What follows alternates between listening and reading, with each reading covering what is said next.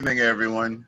Thanks for joining us tonight for the Juvenile Welfare Board's Fatherhood Collaborative Back to School Boot Camp Session 2. If you joined us for Session 1, welcome back. If you're new this evening, thank you for taking the time to be with us. The Collaborative's mission is to work in partnership with stakeholders to promote father-inclusive community resources that will equip dads with the tools they need to shine in their caregiver role. And just wanted to go over some minor housekeeping items. One is to please mute your microphones so that everybody can hear. If you have any questions, please post them in the chat. The chat icon is located in the bottom center of your Zoom screen, and it is being monitored, so we will periodically check for questions so that we can get the answers to you. And more importantly, the session will be recorded, so if you have to leave early, hopefully you don't and you can stay for the full thing, it will be made available to you later so that you can review and share the information that's being provided.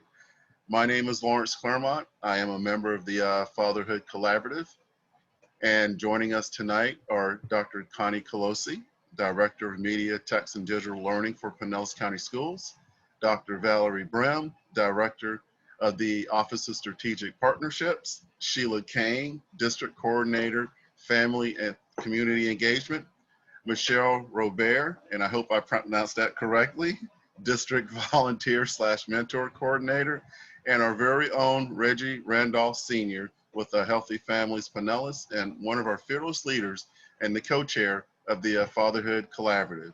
And again, thank you to each of you for joining us tonight. And this evening, we'll start with Connie. We know the school has been in session, for a little over a week now. We've seen a lot of different things in the news from a lot of different school districts. But since we live in Pinellas, we're more concerned with what's happening in Pinellas County.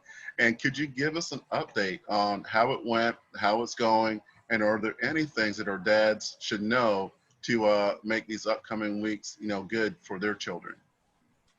Well, of course, anybody's got questions, we want to put them in the chat, and that will help me be more directive in what I say. But I'm very proud of the Pinellas County School District because we put together a very thoughtful plan. And, a plan is implemented, and then as it gets rolling, you make your adjustments as you need to. But we do have about 60% of our students attending face-to-face, and the schools have done an unbelievable job of putting safe procedures in place. And, as people have been out and about, in fact, I speak to my grandchildren, just, anecdotally, it seems that most people are following those guidelines that have been given.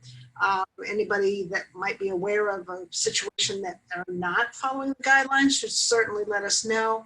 We do have on our district website something called, there's a place that says contact us, there's a button, and that takes into a system that we call Let's Talk. And that is monitored moment by moment. And I spend a lot of time responding to parents that have posted questions there. So that's a good way for families if they need to, who do I tell? How do I get a message out? Who do I get a hold of? Taking advantage of that chat feature on the district website. But then we have about 40% of our students that are operating from home. We have deployed a new system, learning management system called Canvas. And in Canvas, we create a course for every, what we call a section in our focus. So a section would be every math class, every language arts class, and so on. So across the district, we have about 1 million sections. We've had a few glitches, but that's about 500 sections a day or a little bit less. And so out of 1 million, so that's a lot. We're doing really well. And that is unless you're in the 500, so then you wouldn't be as impressed. But globally, it's going well. And teachers are stepping up and really learning all kinds of new things, and some are super proficient at it, and some are moving along. So we would really encourage families to reach out to their school, to their principal, and then to the district if needed, to let us know how it's going, because if you don't tell us, we can't fix it.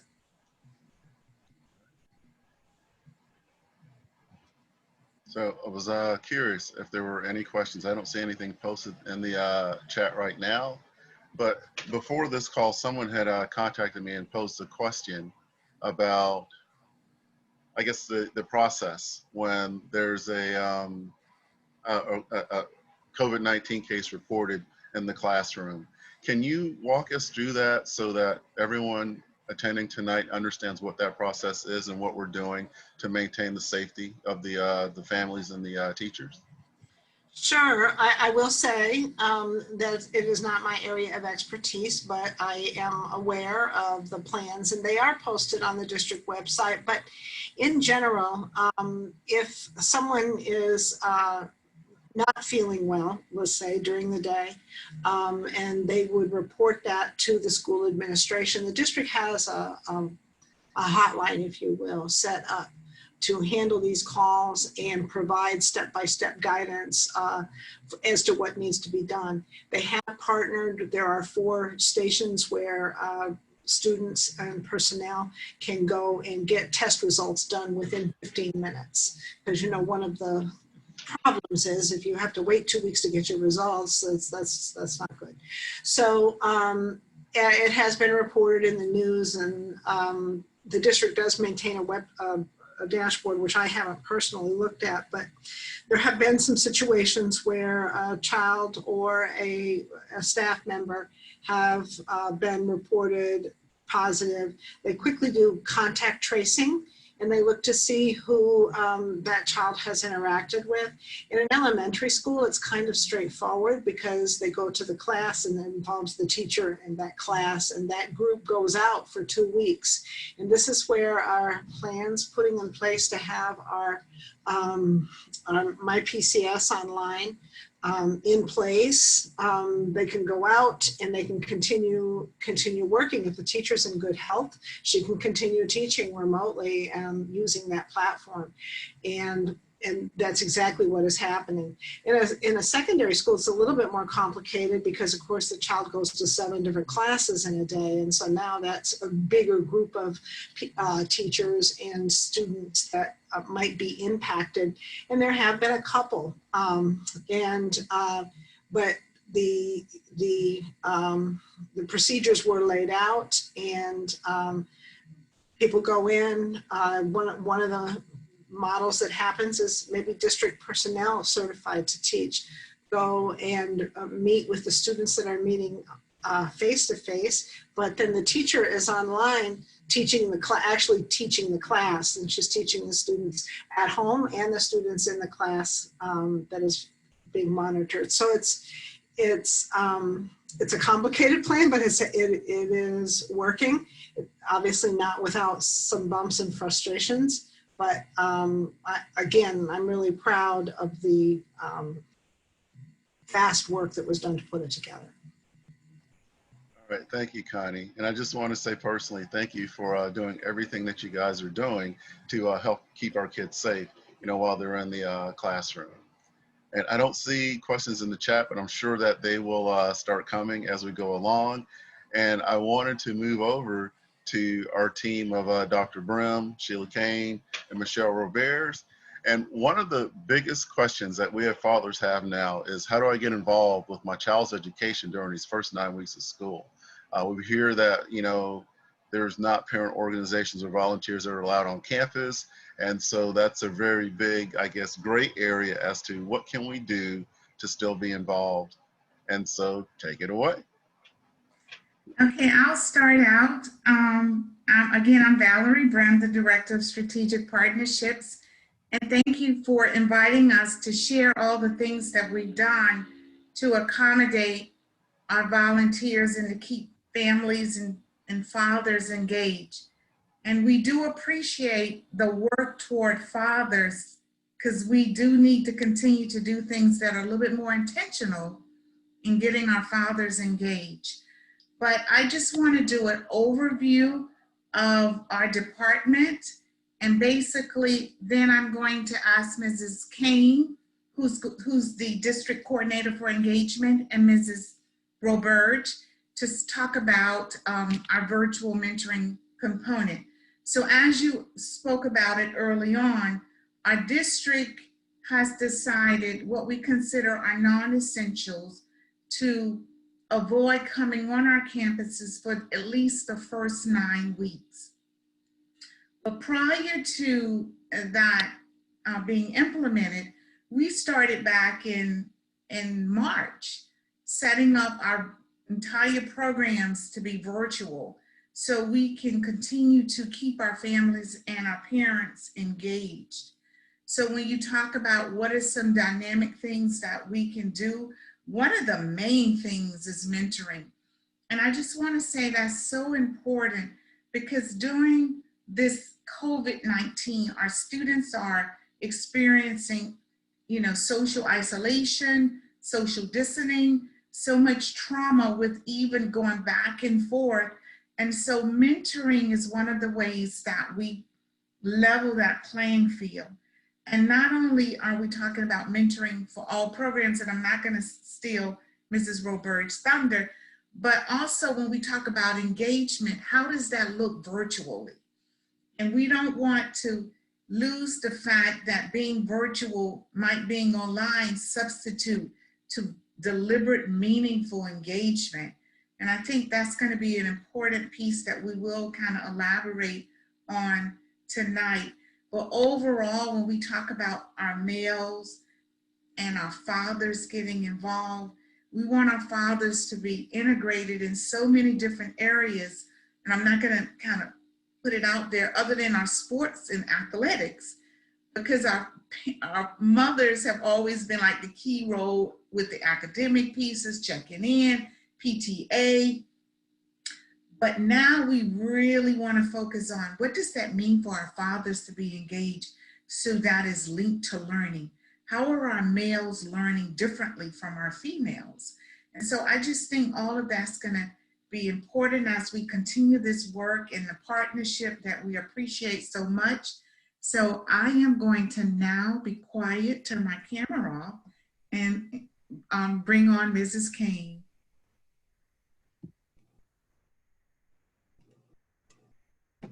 Well, good evening. Hang on just a sec. Sharing my screen here.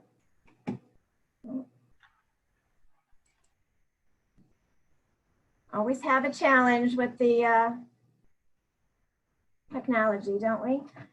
All right, so thank you so much for having our team present tonight. I am Sheila Kane. I'm the district coordinator for family engagement. We're excited to spend some time focusing on fathers and talking about the important part they play in their child's education. For clarification, we're going to use the word father, but we really mean father or father figure. And I'm not going to say that every time we say father tonight, but just so you know that we embrace fathers and father figures in our students' lives. So part of our job is working with school staff on engaging families, helping them build their capacity on how to engage families, and also on families on how to be engaged. We remind our school staff that even though they may see the mother more often, 100% of kids have fathers. And we need to believe that those fathers can be present and are present in whatever shape, way, or form they are in their child's lives. We need to be deliberate in our invitations to fathers. It needs to be focused and explicit. We need to make those interactions relevant, interactive, and relational, and really provide a chance for fathers to connect with each other. We do a collaborating for success training with our school staff and talk about engaging families and what conditions are important when adults are learning. And one very important condition is to have it be interactive and to foster those networks with each other. If you've joined tonight, you already know it's important. It's important that fathers be involved. You are involved. But what we really might not know is what really is the why. Why be engaged? What is the special magical piece that fathers bring to the table? So children with fathers or a father figure engaged in their education are clearly and research-based more likely to do well academically. They are less likely to repeat a grade, more likely to be involved in extracurricular activities, and less likely to get in trouble. There are no excuses. This is the why.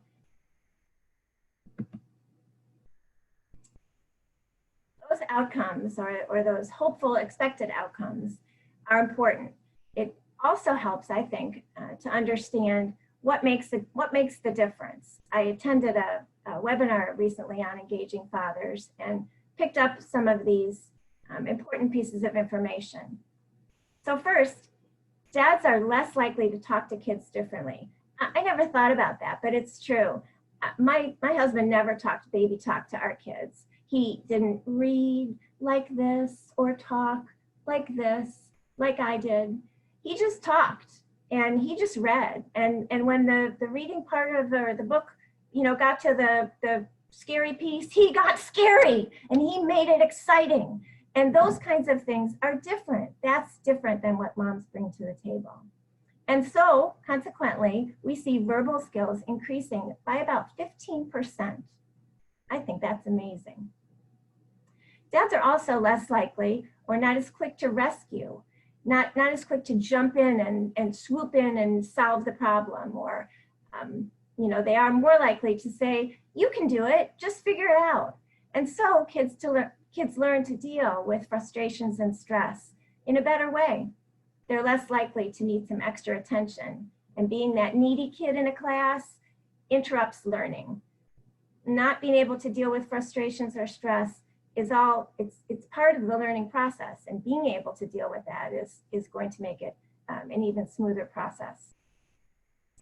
And dads and their girls. Daughters, daddies tell daughters, you can be whatever you want to be. You are smart, you are beautiful, and those daughters are less likely to then believe in the negative messages our culture is sending us these days. There's nothing better than a daughter believing my daddy believes in me. Self-esteem is crazy. Also, dads are less likely to have separation anxiety, or with dads, children are less likely to have separation anxiety. We've all seen it. Dads drop off at school with the babysitters with a, bye bud, have a good day, love you. And moms hang around and the separation anxiety is increased. So with dads, children having less anxiety with that separation then translate to an easier transition. Transitions to kindergarten, transitions from kindergarten to first grade, all of those are made smoother by dads simply being involved. So now we've figured out it's important. We've understood why is it important? What are the differences? So what can you do? What can you do tomorrow, next week, these first 9 weeks, this year? Pretty simple things that every dad can do in some way. And first and foremost, we would encourage you to know your child's teacher. Get to know them. In this world, it may be through a phone or an email message, but get to know them. Introduce yourself. Make them aware that you are involved and supportive of your child's education. Talk to your child about high expectations, what you're thinking they're going to be doing this year, how they'll be performing. Get yourself a login to Focus, the student information system, and look and see what they're doing. Ask them pointed questions about that assignment or this project coming up. Also, get your information as a part of your student record. And that is a simple call to the school data management technician, and your contact information, both your email and your phone number, if it's not already there, will be added or updated. And that means you're going to be getting directly important emails, e-flyers. We use our Peachjar e-flyer distribution system that pulls the emails from that student information system. So if you want to be in the loop with what's happening at your school or in your community, getting that information in focus is the first step. Of course, helping with homework. And that doesn't mean you have to have all the answers or know how to figure out that crazy math problem, but just being there, being next to your child, maybe helping them find some resources to answer the questions themselves, because remember, you're not solving the problem for them, you're encouraging them to do it themselves. And then simply just attending and participating in events, virtual or face-to-face as the year goes on. Simply sharing meals and spending some leisure time sends a clear message to your child that you're involved. I'm going to turn it over now to Ms. Roberge, who's going to talk about the volunteer and mentoring programs in Pinellas County Schools. Thanks, Sheila. Again, my name is Michelle Roberge, and I'm the District Volunteer Coordinator. But just to let you know that in all of our schools, there's a family and community liaison who is responsible for the volunteer program at that school. So you can talk directly to the school and ask for the liaison, and she will help you get started in your volunteering at your child's school. So first of all, everybody who volunteers must first register. And if you go online to pcsb.org/volunteer registration, it's a very easy online registration that will take about 5 minutes to upload. That comes to our office, and we will do a background check. We will get you processed, approved. You'll get a user ID and password. You want to click on the next screen, Sheila? So your user ID and password is unique to you. It's a VDOT account. It's usually your last name, your first initial, and your password is generally your last name and your birth year. And the volunteer sites looks like what is right here on the screen. What's really important about this site is to log your volunteer hours. So whether you volunteer virtually or you're assisting a coach at a school or participating in the PTA or SAC, we want you to log your hours so that we can see what kind of impact you're having on that school and in our district. And we also send that information twice a year to the state to let them know what kind of volunteer base we have, how many males and females we have, and what kind of impact they have on our school district. Go ahead, Sheila. I'm trying. Okay. Sorry. All right. So all of our volunteering for at least until December is going to be virtual. Now, there will be some instances where the school may have you come in to do some outside activities like working in the garden or helping out the coaches for football, basketball, any of those sports. You do have to follow the CDC protocols that they have in place.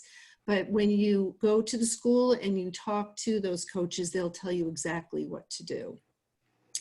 As Dr. Brim had mentioned, there are two particular areas that we are always looking for males in our district.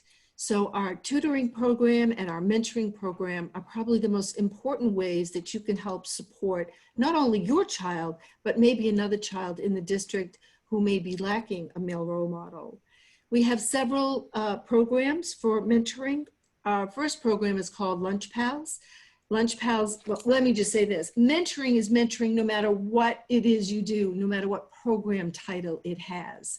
But most importantly, we've kind of separated our programs out into three specific areas. For Lunch Pals, it's usually for our elementary school children, and you would do a virtual meeting with them during their lunchtime. It's 30 minutes once a week, and you can do it from anywhere because it's virtual, which is really nice. What's most important is not only do you have to be a registered volunteer, but you must attend a 70-minute mentor workshop. It's an excellent workshop, and it really kind of gives you an overall idea of what that mentoring experience is and how it impacts our children. Even if you decide not to do it, it's an awesome workshop. It gives you really great ideas about how to be a good listener, good communication skills, what's a good response versus an unhealthy response.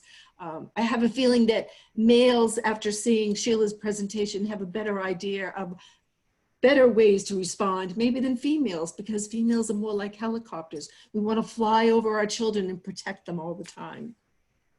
So again, Lunch Pals is really one of the great one-on-one mentoring programs that we have. We also have a scholarship program called Take Stock in Children, and that's where students that are entering the ninth grade, or eighth grade, sorry, going to the eighth grade up until the ninth grade can apply for a scholarship.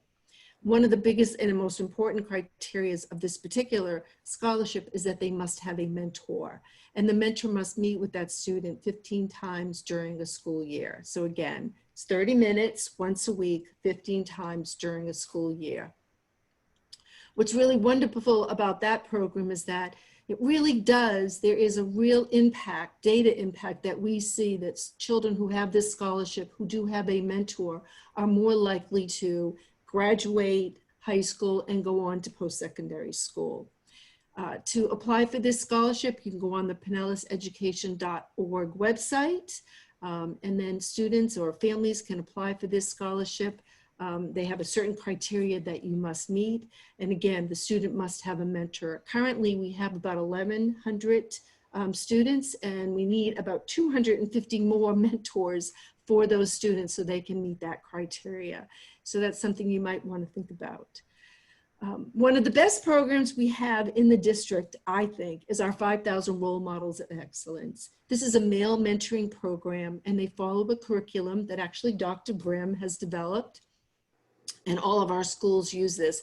And because it's a group mentoring program, it allows students to kind of build like a team and really work with each other and support each other.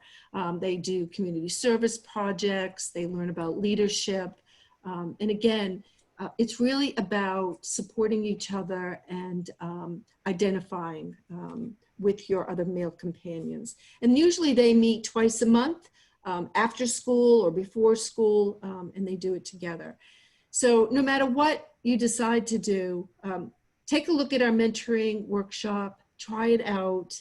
We'll also give you a demonstration of what a mentor session looks like so you can see how easy it is. And for one school year, I think it's really worth the involvement. Again, there are other ways that you can participate even virtually in our schools. You can join the Booster Club and help support through fundraising and other things that they are putting on to support their children's extracurricular activities. We are always looking for people to join our SAC, our School Advisory Committee, and our Parent Teachers Association. They meet once a month, and they're really making decisions on how to support your child's school. So even if you attend once in a while to one of those meetings, log that session, those volunteer hours. That's really important because it kind of gives you a good idea about what's going on at that school. We are always looking for speakers to talk about their careers, hobbies, things that you would want to share with other children, things that you might want to share with your teacher's class that your child attends. We also have what's called the Great American Teach-In, which is on November 18th, where people from all over the community talk to kids about their jobs, their hobbies, about motivational techniques. So this is a really good one-day event that we have thousands of speakers from all over the community that participate in. So if you think that's something you might be interested, look for the flyers for the Great American Teach-In. They'll be coming out in the next couple of weeks.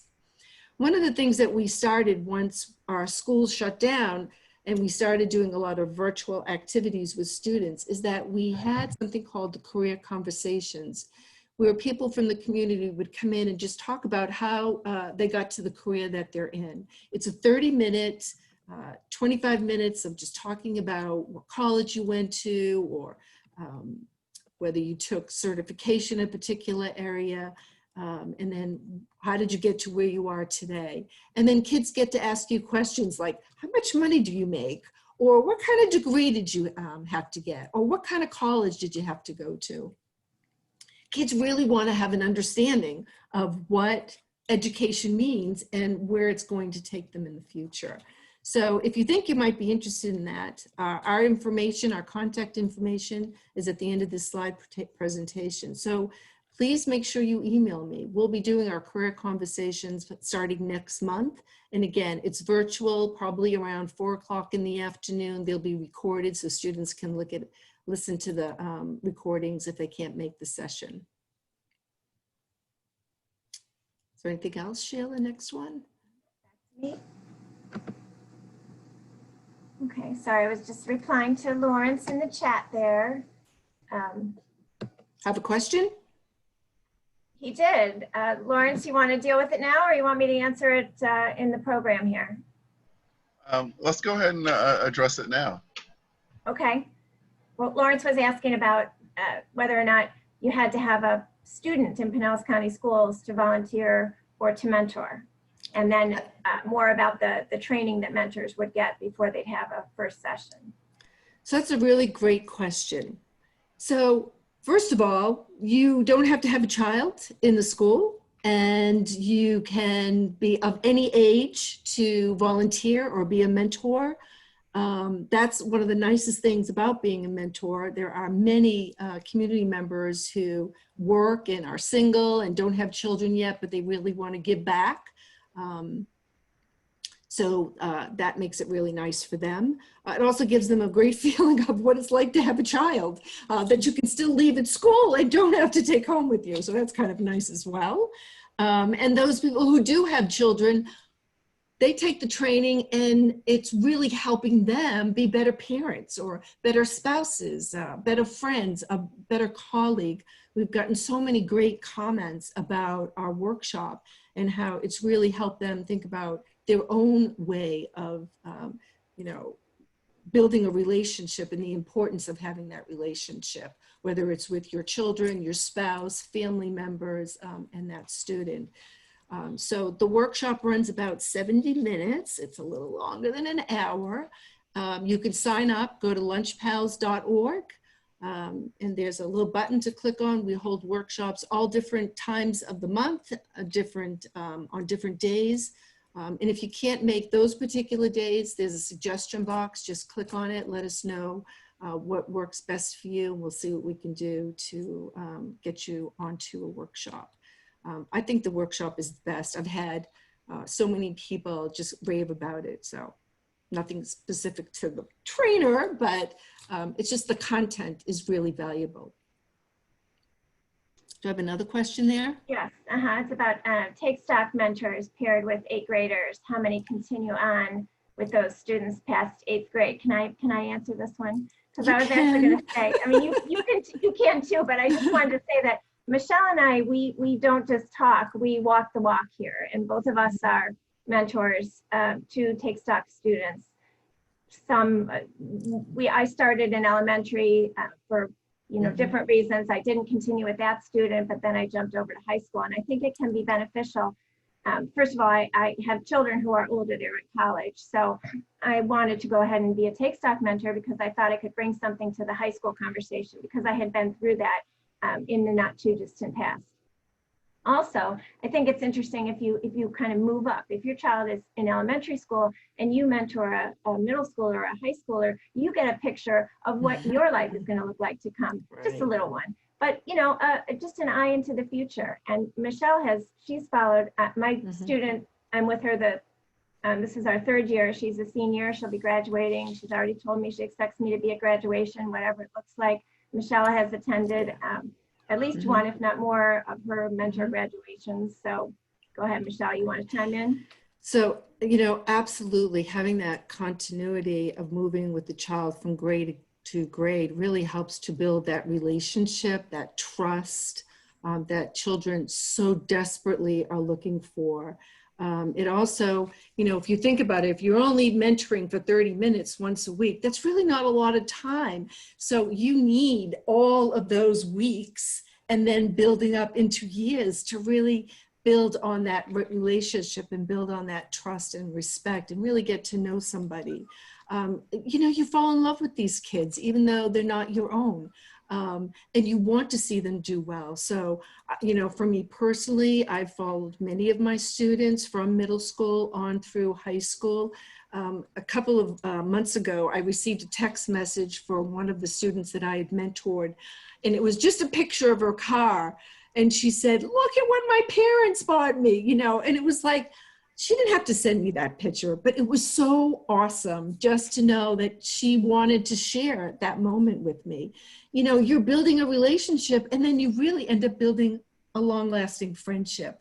Now, it's not going to happen for everybody, but for the majority, it really can work that way. I had a mentor email me today. She was very upset. She'd been mentoring her students since elementary school, and she was now in high school. And for some reason, when she logged on to activate her volunteer account, it put her on hold.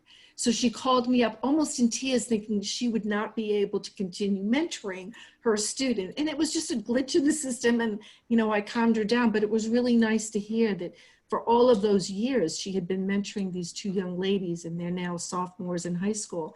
And she wanted to finish and follow through and see them on. So, you know, I don't know about most of my mentors, but I can just say from my own experience, and I think Sheila will chime in, is that I don't know how much of a difference I make to my students, but I know what I'm getting back every time I mentor is just tenfold, because I'm a better mother, a better wife, a better friend, a better colleague, because I've learned so much just from that experience of good listening and good communication with that student. If I could chime in for a minute, do your mentee continue through their school age experience, but you get to also hear back from them regarding their college experience. That's right. You know, their marriage, they invite you to their weddings. So it really is, when you say 1 hour or 30 minutes is a lifetime investment. I tell you how many male students I run into to say, I know you're over 5,000 role models, or love that program. Oh, I encourage my brother to be in that program. So it is very, very impactful and life. Right. Right. Exactly. All right. I'll share one more quick story. I had mentored this young man from middle school into high school, and he graduated, went to UF. Last summer, I'm walking. My husband said to me, Michelle, we've got to go down to, I don't know, some store. I can't remember the name of the store right now. I had like on sweats, no makeup, hair all over the place, holes in my pants. I run to the store with my husband thinking it's going to be a quick go in, purchase this one thing, and then we'd be out. And there was the student that I had mentored, and he just kind of, his eyes got really big, and he was like, oh my God, and he grabbed me and started hugging me. And my husband's thinking, who is this guy grabbing my wife? And it's one of the one pictures that I have that's in my office and framed on my bookshelf. His mom took the picture and sent it to me. So, you know, you just never know. It's not like that for everybody, but for the majority, you know, it's a wonderful experience. Nice. And there's another question in the chat, and I think it's a very important one. Sure. And it's just asking, you know, are there any thoughts or feedback for fathers who want to engage but have backgrounds that may disqualify them? So the first thing that I would say is, you don't know if it's going to disqualify you yet. So fill out the online registration, put down whatever your offenses are, let us take a look at it. And if it would make you ineligible, the first thing that I'm going to tell anyone that's ineligible is appeal your status. Tell us what happened. Tell us why it's important for you to be a volunteer. Attach some letters of recommendation, and I will send it to the appeals committee. They will review your letter, the offenses, and they will make the final decision. And, you know, a lot of the times they change that decision because of the reasons you want to volunteer, because the letters of, you know, recognition that you may have received or recommendation. So, you know, don't let that stop you. You know, let's see what we can do to make it work for you. Anything Also, else? Lawrence, Okay. a father can always be involved and engaged right. in their child's education. So, you know, even if the answer to you know, the process, the volunteer process ended up to be, unfortunately, no, it wouldn't in any way inhibit, you know, that father being engaged in their child's education and participating in programs. It's just something that would, you know, be arranged up front. Actually, there's no, depending on what the program or initiative is, there is, you can be a parent without being a, you know, a registered volunteer, obviously. That's right. So, you know, it's twofold. And, Right. you know, we would encourage engagement every day, all day, and, you know, That's right. volunteering when it's able, right? So just to follow up on what Sheila said, so if you wanted to have a parent meeting, that's engagement. That's not volunteering. That's just being a good dad. If you wanted to go and attend an event that's happening at the school once virtual stuff isn't going on anymore, you would go to that event. That's being engaged. Walking your child to school or driving them to school once a week, or, you know, having breakfast with them once they start to open up the cafeterias. Those are not volunteer. That's being, you know, a dad or a mom, Right. or a grandparent. We want our families to be engaged in any way that makes sense for them. Because as Sheila said earlier, that impact goes a long way in their child's education, in their social emotional development, in their growth, how they see life.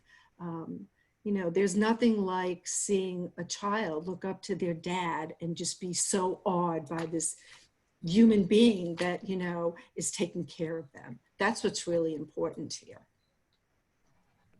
All right, thank you. And there's another question, but we'll address it at the end so that you guys have time to get through the presentation.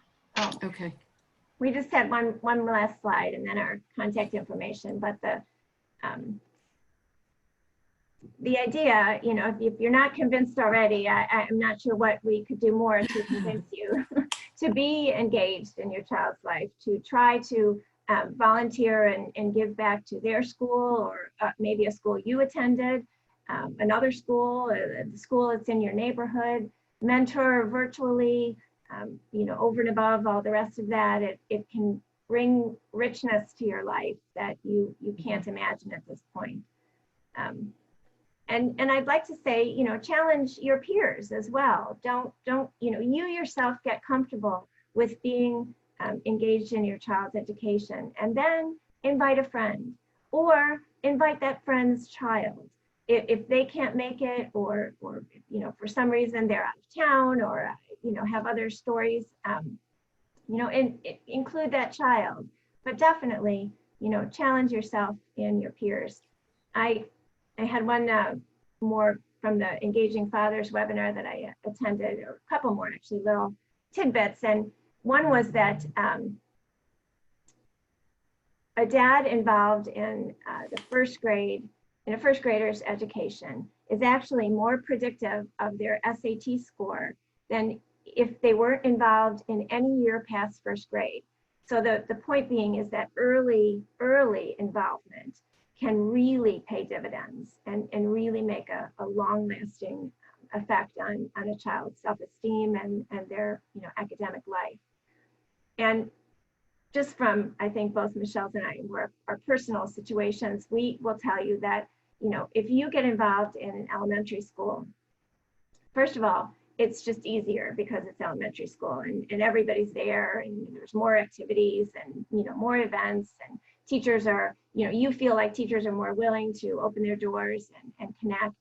And so when you do that in elementary, as you move along and your child gets older, first of all, you know, your child's, it's going to get more challenging in middle and high school, but you're continuing to be involved in middle school and high school. Although it won't look necessarily the same, will just be easier because it's what you do. It's what you're comfortable with. And that can't, you know, can't be denied, no excuses. And all we had left was just our contact information. We are always available to support, you know, programs that you might be developing or individual situations at schools. We've enjoyed being a part of tonight, and we'll look forward to, you know, even more working with the JWB Fatherhood Collaborative. Michelle and I are available to hang around for a little bit if there's more questions. I know Yes, Dr. Grimm had to scoot. She had Okay. a Wednesday evening obligation. All right. So I want to say thank you for the presentation, but I wanted to kind of reiterate the last slide about challenging yourself. And it's a reminder for me that, you know, it takes a village to help our children realize their potential. And oftentimes we think that we're in it by ourselves, and we're not. And so thank you for sharing that slide and the message that you had on it, because especially during these times of COVID-19, I think we all need a reminder that we're stronger together, and that our kids, you know, can see, you know, what's going around them or what's happening around them when we all work together. Now, there is a question in the chat. It says, the question is there any specific messaging that schools are getting about reaching out to fathers specifically? I'll take that, I guess. Michelle, you can jump in too, but we do, as I mentioned, we do have two trainings that we do for our school staff. One is called Family Friendly Schools, and one is called, and that's for kind of front office, frontline staff. Frontline if it's virtual, front office if it's face-to-face. But that initial, you know, who are you talking to when you stop into your school? And then we have a Collaborating for Success training that is for classroom teachers, and it's about, it's called High Impact Classroom Family Engagement. And both of those sessions touch on, you know, adding fathers to the mix and the value that they bring, and that it's, you know, sometimes easy, you know, moms are there or they're making themselves the contact person. They put their information in focus, they add their email or, you know, Peach Star flyers. And so they just seem to be more in the know, but we continue to encourage, you know, both groups to deliberately and as Dr. Grimm mentioned, you know, just directly involve fathers. I think after my having participated in the webinar earlier this year, I'll add a little bit to the parts of those, both of those trainings that deal with that, because I learned, and I find it's easier to know, it's easier to do when you know why, right? So a little bit of background information about, you know, what fathers bring to the picture and what to the table will help, I hope. I just want to jump in and say, you know, I have never specifically recruited just men. Probably need to do that. You know, when I put out any kind of recruitment to any of my tutor or mentor programs or workshops, it's usually general to the public. But, you know, after sitting in on this, maybe I need to definitely do that, to look at that and be very more specific. I know that we have reached out to the African American community because we need male role models so that children of the African American race can really see good, strong role models, male mentoring role models. So Dr. Grimm has reached out to some of the organizations in our community to talk to them about that. But usually my recruitment is, I need anybody and everybody, come all. But you know, I will now kind of look at that. And if you have some ideas, Randolph, I'm looking at you, and Lawrence, I'm looking at you. If you have some ideas, and Mark, I'm looking at you. If you have some ideas where we can go and gather some male mentors and tutors, I'm in, so let's do it. Right. There's another question in the chat. If fathers are feeling defeated, trying to get engaged with a particular school or teacher, is there a person/contact they can go to for support? Well, I would definitely first, you know, ask them or recommend that they go, you know, push back to the teacher that they're trying to engage with, and try to figure out what's wrong, what are the roadblocks, and how can they solve that problem. That not being successful, of course, I would escalate it to the assistant principal or the principal at that school. If there's still frustrations, we are the Office of Strategic Partnerships, and Michelle and I are both there to jump in and to try to, you know, mediate even, or just find a smooth path, because there's nobody that we want to be feeling like they can't do what they want to be engaged in their child's education. Right. And Keosha Simmons is our parent advocate. So she would be another person in our department who could be very helpful in that. So our number is 727-588-6405. You can ask for Sheila, myself, or Keosha Simmons. Good thought, Michelle. Thanks. Right. And Michelle, can you type that in the chat so that everybody that has it? Oh, I'm going to let Sheila do that. Okay. Yeah. Every time I touch something lately, it goes haywire. So Haywire. I'll let Sheila do that. Now you're making me nervous. Doing it. Right. And Dr. Brim had to drop off, but I want to thank you, Sheila and Michelle, for this great information. And we're going to now, since there's no other questions for you, transition over to Reggie, who I believe has some great information to share with us for upcoming activities for the Fatherhood Collaborative. Great. Thank you, everyone. The information that we've received tonight has been awesome. I think that the families who are participating with this is going to be able to walk away with some great information. I wanted to share with you about the Pinellas County, our Fatherhood Collaborative. We're going to start a three-part series on father involvement and co-parenting starting in October. It's going to be a progressive workshop where we start off about talking about the fathers and their roles, and then just kind of lead to the relationship and how that that positive co-parenting relationship leads to success for their children. Those who enroll for the boot camp presentation, you'll receive an invitation to participate with us, and it's be just kind of an open format where we can have questions and answers, and hopefully everyone will be able to walk away with some information that'll help them. So I look forward to it. And thank you again, Lawrence. Great job with mediating. And thank you, everyone. Thank you, guys. Been a pleasure. And seeing no other, doesn't seem like we have any questions in the chat. And I just want to do a shout out to Ileana. Hopefully I got that correct. And I want to thank you for joining us tonight. And it is our goal to continue to share this important information and resources with their dads so that they can be effective, not just for themselves, but for their children and their families. And I guess with that, I want to thank everybody who joined us this evening, and just wanted to remind everyone that this session is recorded and that we will get the information out to you via email. And I encourage you to share for those who were not able to make it on the call tonight, because this is important information that everyone should have to help, again, all of our kids to realize their potential. And I guess with that, we will say good night, and we'll see you guys at the next event.